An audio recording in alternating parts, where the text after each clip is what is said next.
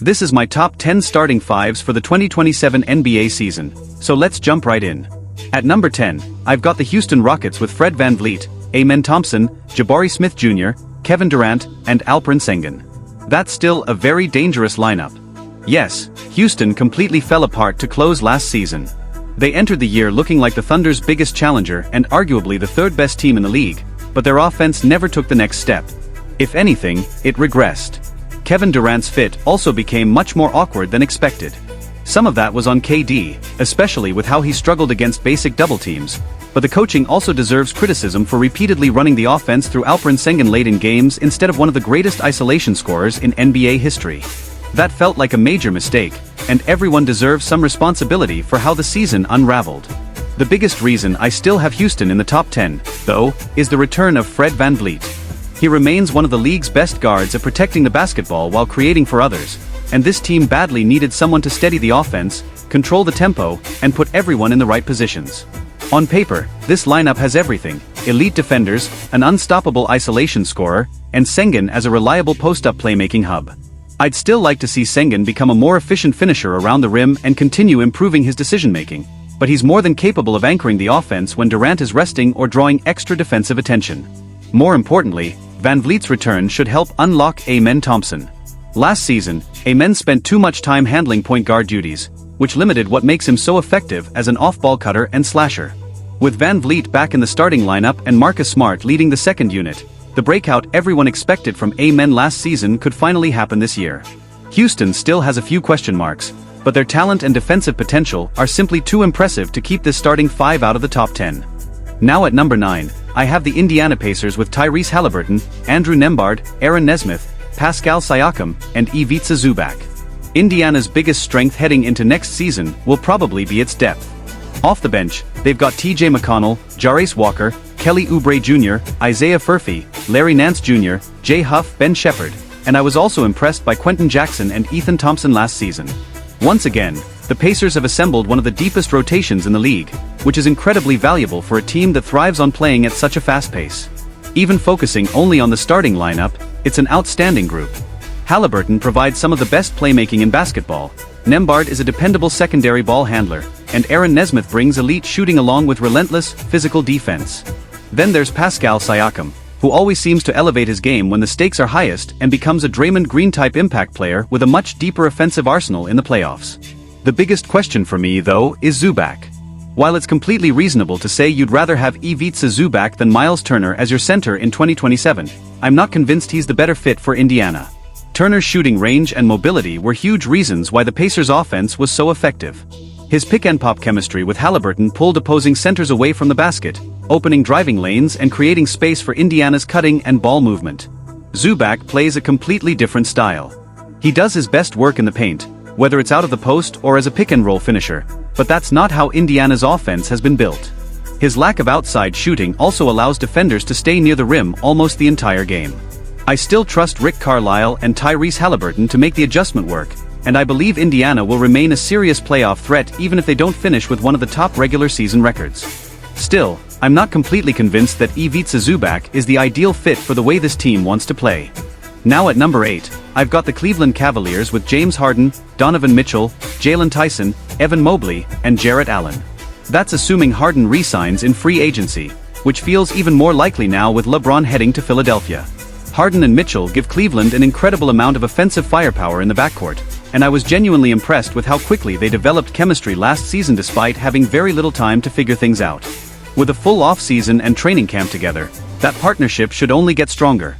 The underrated piece of this lineup is Jalen Tyson. I thought he had a really solid season because he defended at a high level, knocked down three-pointers consistently for long stretches, and quietly became the glue guy in many of Cleveland's lineups. Surrounded by two ball-dominant guards and two bigs, his job is simple: hit open catch-and-shoot threes, defend opposing wings, and bring energy in all the little areas that don't show up in the box score. Then you have Mobley and Allen, who continue to anchor the Cavaliers defensively. Mobley remains one of the NBA's elite defenders when he's locked in, while Allen is still one of the league's most dependable centers. Cleveland will also stagger its rotations, pairing Mitchell with Mobley and Harden with Allen, giving them two effective guard-big combinations throughout the game. That should make them another outstanding regular season team. The concern, however, comes in the playoffs. A Harden-Mitchell backcourt places a heavy defensive burden on someone like Tyson, and we saw that issue against New York with Dean Wade and Max Strus. Cleveland continued closing games with both Harden and Mitchell together, even when replacing Harden with Wade or Strus alongside Mitchell would have given them another reliable defender against the Knicks. They never made that adjustment, and I'm not convinced they'll be willing to make that difficult decision next time either. Just like in last year's playoffs, I think those egos could end up costing them again. Now at number 7, I've got the Toronto Raptors. This is assuming the Kawhi Leonard trade gets finalized, giving them a starting lineup of Emmanuel Quickley, R.J. Barrett, Kawhi Leonard, Scottie Barnes, and Jakob Poeltl. Personally, I'd rather see Colin Murray-Boyle start at center, but I don't think Toronto will make that move right away because they'll want to keep Poeltl's trade value intact ahead of the deadline. If he comes off the bench, that value could take a hit. That's the main reason I have the Raptors ranked 7th. If Murray-Boyles were starting at the 5 instead, I'd probably move this lineup into my top 5. Even with Poeltl at center, though, this is still an intimidating frontcourt. Kawhi and Scottie have the potential to become one of the league's best duos, especially as they build chemistry over the course of the season. Scottie showed real growth in the playoffs as a playmaker, and I think being the team's second option is the perfect role for him. The backcourt is solid as well. R.J. Barrett played some excellent basketball last season, and I also like what Jamal Shead and Jacoby Walter bring off the bench. Emmanuel Quickley's time in Toronto has been a bit inconsistent, but if he stays healthy and benefits from a stronger supporting cast, this could finally be the season where everything clicks. The biggest question mark is Jakob Poeltl. 2 seasons ago, he was considered one of the NBA's most underrated centers, but last year his back injuries clearly affected his game. He can still be effective as a pick-and-roll finisher and a smart passer, but his defense has become a real concern. Even so, Kawhi gives this team something Brandon Ingram couldn't provide last season: consistent, efficient scoring. He averaged around 27 points per game a year ago and had stretches where he looked like a top 5 player in the league. His health will always be the biggest concern, but if this group can stay on the court, I believe the Raptors will have one of the strongest starting 5s in the NBA. Now at number 6, I've got the Minnesota Timberwolves with LaMelo Ball, Anthony Edwards, Ayo Dosunmu, Jaden McDaniels, and Rudy Gobert. This backcourt has the potential to be one of the most exciting in the league. LaMelo Ball and Anthony Edwards complement each other perfectly. LaMelo brings elite passing and playmaking, although his scoring efficiency and defense can be inconsistent, while Edwards is a far more dependable scorer and defender but hasn't developed into a top-tier playmaker. That's exactly why they should fit so well together. Even more importantly, both players are comfortable playing without the ball, so I don't expect this to become a your turn, my turn offense. Instead, they should naturally play off one another, and I expect Minnesota to stagger their minutes so an all-star caliber guard is leading the offense for all 48 minutes. Having Jaden McDaniels as the third option is another major advantage. He's expanded his offensive game every season, and we already know he's one of the league's best perimeter defenders. The biggest concern with this lineup, though, is its size. Ayo Dosunmu is undersized for the small forward position, and McDaniels has always looked more comfortable playing the 3 than power forward. That puts even more pressure on Rudy Gobert, who has anchored elite defenses for years. Without a true power forward next to him, he'll have even more ground to cover. If Gobert shows any defensive decline next season, Minnesota's defense could take a significant step back. I'd still like to see the Timberwolves add a natural power forward before the offseason ends, especially now that LeBron is completely off the table. That would allow McDaniels to slide back to his natural position at small forward while moving Dosunmu into a 6th-man role, where he'd probably be more effective. Even with those concerns, the offensive upside of a LaMelo Ball and Anthony Edwards backcourt is high enough to earn Minnesota the number 6 spot. Now at number 5, I've got the Miami Heat with Davion Mitchell, Tim Hardaway Jr., Andrew Wiggins, Giannis Antetokounmpo, and Bam Adebayo. Miami was obviously in the running for LeBron James, but with him officially heading to Philadelphia, they had to move in a different direction. Even without adding LeBron, I still believe the Heat have one of the strongest starting lineups in the NBA. The biggest criticism is probably their lack of depth, and that's a fair concern. Miami still needs to strengthen its bench before the season begins. But if we're judging only the starting 5, the talent is impossible to ignore. Davion Mitchell is one of the league's best on-ball defenders, while Andrew Wiggins remains an outstanding wing defender who consistently raises his level once the playoffs arrive. Behind them, Giannis and Bam Adebayo form arguably the most versatile defensive frontcourt in basketball. Tim Hardaway Jr. is clearly the weakest defender in the lineup, but he brings exactly what this team needs most: reliable perimeter shooting. After finishing as one of the top 3 candidates for 6th Man of the Year last season, his floor spacing will be essential alongside Giannis and Bam. Defensively, this group has an answer for almost every matchup. Mitchell can pressure opposing guards, Wiggins can handle elite wings, and Giannis with Bam can neutralize bigger stars in the frontcourt. That versatility gives Miami the potential to be one of the league's best defensive teams. Their defense should also create easy offense by forcing turnovers and pushing the pace, allowing Giannis to attack in transition, where he's nearly unstoppable without drawing a foul, finishing with a powerful dunk, or creating a wide-open look for a teammate. The half-court offense could still struggle at times because they need another dependable shot creator. Someone like DeMar DeRozan if he's available in free agency, but their defensive ceiling is so high that it's enough to keep Miami firmly inside the top 5. Now at number 4, I've got the Philadelphia 76ers after adding LeBron James. Their projected starting lineup is Tyrese Maxey, VJ Edgecombe, Jaylen Brown, LeBron James, and Joel Embiid. Even with LeBron joining the team, I still have them just outside my top 3. Let me be clear, Philadelphia is a much better team now. Before the trade, my biggest concern was their lack of elite playmaking. Maxey isn't a natural floor general, VJ Edgecombe is still developing, Jaylen Brown has never been known as a high-level passer, and Embiid isn't the type of center who consistently creates easy looks for everyone else. LeBron changes that immediately. Whether he's running pick and rolls with Maxey, operating a two-man game with Embiid, or leading the second unit alongside Edgecombe, he gives Philadelphia a true offensive organizer. Their offense should look far smoother because they finally have someone capable of controlling the entire game. The challenge, however, is balancing all of that talent. Maxey was the team's primary option last season, Embiid is still a number 1 option when healthy, Brown carried an offense for much of last year, and even in year 24, LeBron remains one of the best secondary stars in the league. On any given night, one of Embiid, Brown, or LeBron could end up being the 4th option, while Edgecombe risks becoming even more of an afterthought. Defensively, there are also some questions. Edgecombe and Brown are excellent defenders, but Brown will have a huge offensive workload. LeBron was still a solid defender last season, although it's fair to wonder what that looks like in year 24, and Embiid simply isn't the dominant rim protector he once was. Even with those concerns, if everyone embraces their role, Philadelphia has a legitimate chance to win the Eastern Conference. LeBron has already talked about sacrificing for the team, Embiid willingly stepped back for Maxey last season, and Brown actively pushed to bring LeBron to Philadelphia. I don't question the team's willingness to buy in. I just think the 3 teams ahead of them have better defensive identities, more continuity, and cleaner roster fits. Only one player can control the ball at a time, and right now, Philadelphia still feels like a team with just a few too many stars trying to share the spotlight. Now at number 3, I've got the Oklahoma City Thunder with Shai Gilgeous-Alexander, Cason Wallace, Jalen Williams, Chet Holmgren, and Isaiah Hartenstein.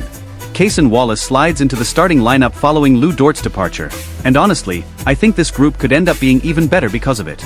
Wallace brings more offensively with his improved shooting and ability to push the pace in transition, while still being an outstanding defender. He didn't make the major leap many expected during the regular season, but he really stepped up in the playoffs and played a huge role in Game 7 against San Antonio. One thing that has flown under the radar is how rarely Oklahoma City's core has actually been healthy together. 2 seasons ago, Chet Holmgren missed most of the regular season before returning for the playoffs, where the Thunder were still good enough to win the championship.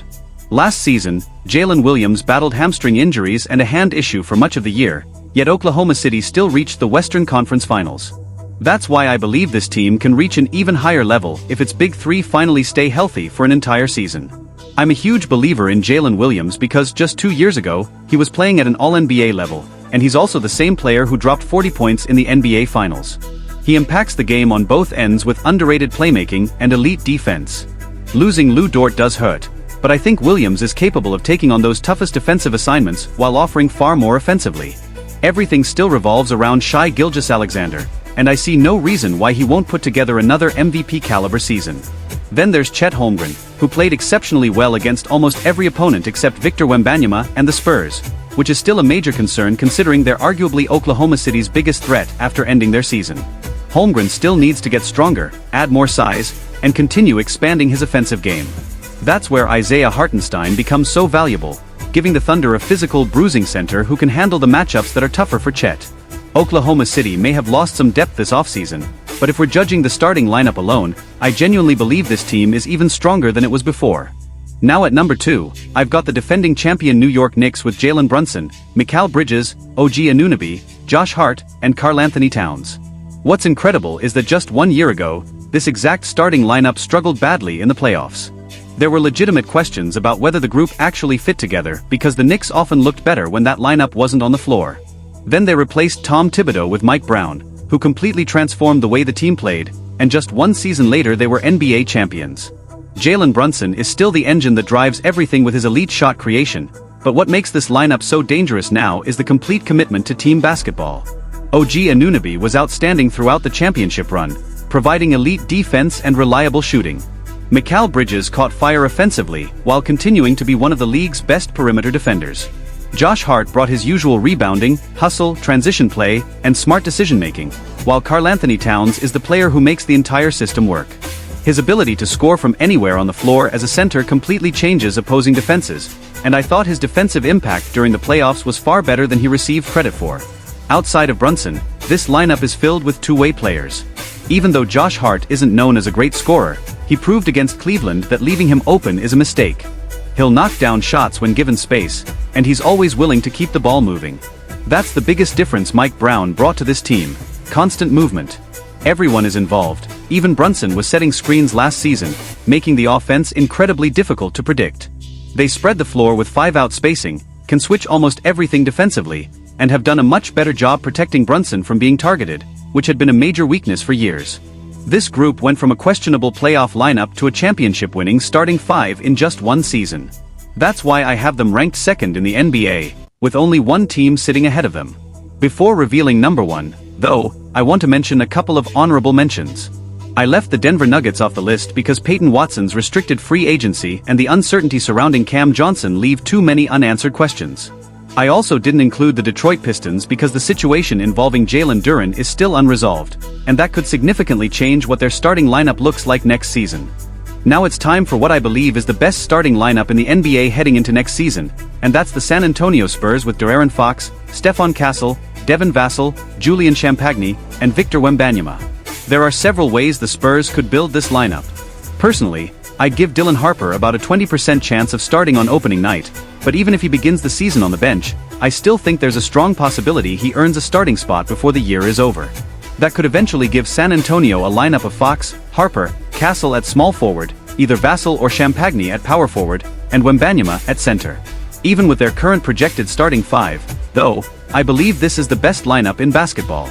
It all starts with De'Aaron Fox having a bounce-back season. His performance in the NBA Finals simply wasn't good enough for a max-level all-star guard. At the same time, it's fair to acknowledge that his ankle injury clearly limited his explosiveness. Even so, his shooting and decision-making were disappointing, and there's really no excuse for that. There were stretches where I honestly felt more comfortable with Dylan Harper on the floor because of his composure and decision-making, and that's not a comparison you should be making between an established all-star and a rookie. Fox was supposed to steady the team in the biggest moments, but he never truly did. That's why I think he's a strong candidate for a major bounce-back season, and for the sake of both the Spurs and his career, they need it to happen. Then you have Stephon Castle entering his third season, which is often when young players make their biggest leap. If he continues developing the way he has, he could quickly establish himself as one of the NBA's top guards. Devin Vassell and Julian Champagnie provide reliable 3-and-D production, while Victor Wembanyama is the player who elevates everything. Without him, San Antonio has a very good defense. With him, they become one of the league's elite defensive teams because he completely changes what opponents can do around the rim and forces them to rely on outside shooting. The Spurs controlled more than 70% of the NBA Finals, and I genuinely believe that with just a little more experience and composure, they would have won the championship. 1 year later, I think they're ready to finish the job, led by what I believe is the best starting five in the NBA.